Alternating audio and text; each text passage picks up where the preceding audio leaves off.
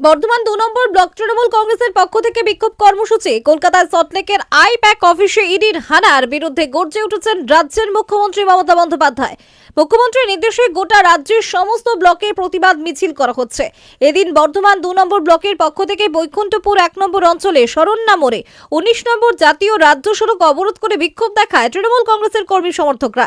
শাসকদের বিক্ষোভের জেরে বেশ কিছুক্ষণ বন্ধ হয়ে যায় যান চলাচল। বিক্ষোভের পাশাপাশি স্বরাষ্ট্র প্রতিমন্ত্রী অমিত শাহের কুশপুতলিকা দাহ করা হয়।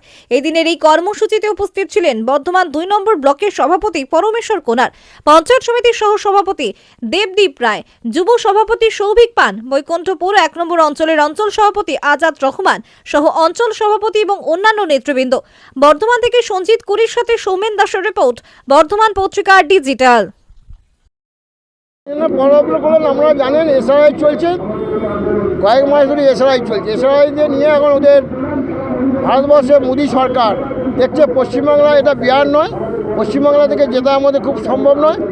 মোদীবাবু কয়েকদিন আগে আমার এখানে এলো, তারপর অমিত শাহ এলো। অমিত শাহ এসে দেখে গেল শুভেন্দুকে, বলে কি খবর। শুভেন্দু আর সুকান্ত যে রিপোর্ট দিল সেই রিপোর্ট অনুযায়ী সে দিল্লিতে গেল, গিয়ে বললে এখানে পশ্চিমবাংলায় বিজেপি কোনো নেতা নাই, মমতা ব্যানার্জিকে হটানো।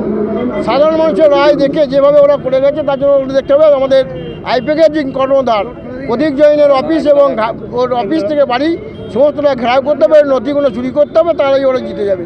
কিন্তু এটা বাংলা, এটা বিহার নয়, এখানে জেতা খুব মুশকিল আছে। তার জন্যই আমরা এই 8 ঘন্টা নোটিশে আমাদের সর্বভারতীয় সভানেত্রী সাধারণ সম্পাদক অভিষেক বন্দ্যোপাধ্যায়ের নির্দেশ, আমরা হাই রোডে আমরা 1 ঘন্টার মতো রাস্তা অবরোধ করলাম।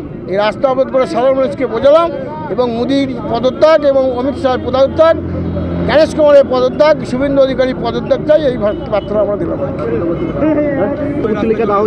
দায় করছে ওকে আমরা মুখোমুখি করলাম আর কি। ওরা পশ্চিমবাংলায় এসে যে দাঙ্গা লাগাচ্ছে সেই দাঙ্গা লাগানোর জন্য ওকে উৎসবকে বললাম যে আমরা এবারে গঙ্গা চান করবো, দিয়ে বাড়ি যাবো।